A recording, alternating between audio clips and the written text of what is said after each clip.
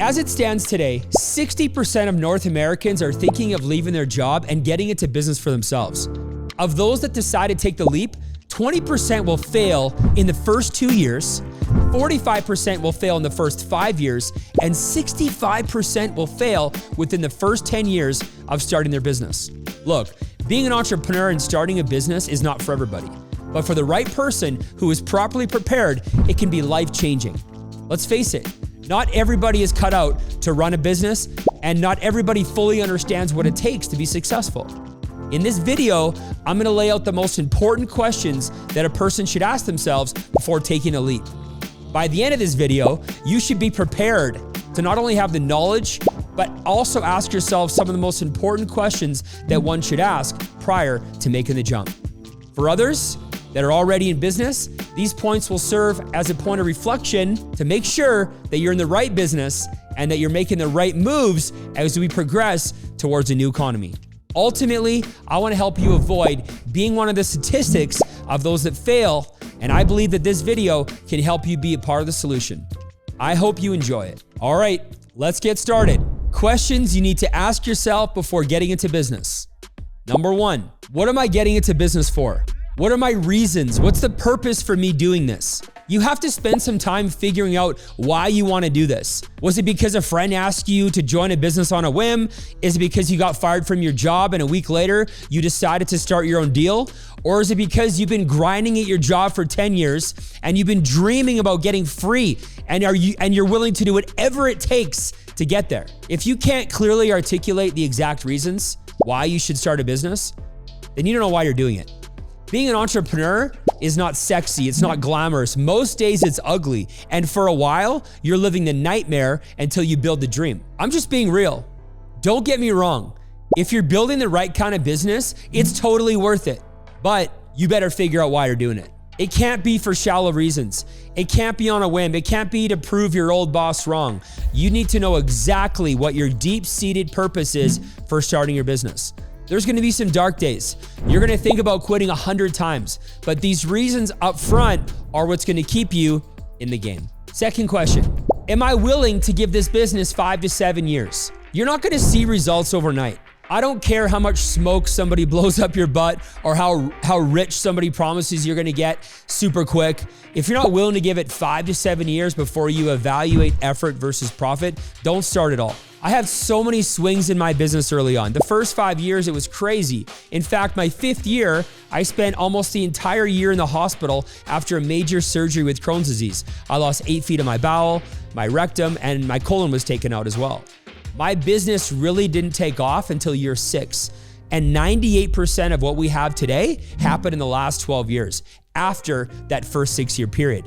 The reason is because the person you are right now is not the leader that's gonna lead your company to the top. You need to go through a lot of personal growth, a lot of experiences. You need to see some wins and some losses so that you can learn to become better. Experience in business is invaluable. I highly recommend getting into a business with somebody who already has a lot of experience, way more than you do. Somebody who can act like a mentor. Somebody that has incentive to see you win, but also isn't afraid to tell you the truth and lead you strong. But like I mentioned before, if you can't put a 5-year plan together or at least give it that much time, don't even start because you're gonna quit before you ever reach any short-term milestone. Now, before I move on to the next tip, if you're planning to start a business and you wanna know how to partner with me, then feel free to check out the link in the description box. You may or may not be a fit for my team. So again, feel free to check out the link in the description box. Now, with that out of the way, let's move on to the next one. The next question that you should ask yourself is this: is my immediate family 100% on board? The number one reason people fail in business is lack of teamwork in the home. It may be hard to believe. You may think that your business is your business and your spouse is doing something else, but at the end of the day, if your partner is not on board with what you're doing, the unity of the family will be fractured. They don't necessarily have to be working in your business side by side with you every day, but they need to share the vision. They need to understand what it's all for. Because when things get lean and the money isn't coming in, instead of them trying to convince you to quit, they're reaching out to you and encouraging you because they want to be a part of that original vision. Your family is gonna have to take on a bigger responsibility on the home front. You may not be around as much in the first 5 years. There may be some things your spouse is gonna have to take on that they never had to take on before. You're not gonna be home for dinner every night.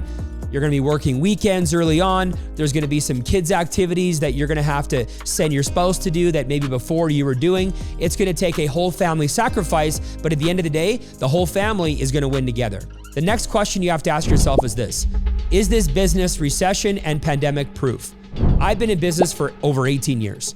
And I've already been through 4 major bear markets, 2 official recessions, and a major pandemic. Through every one of those periods, my business grew.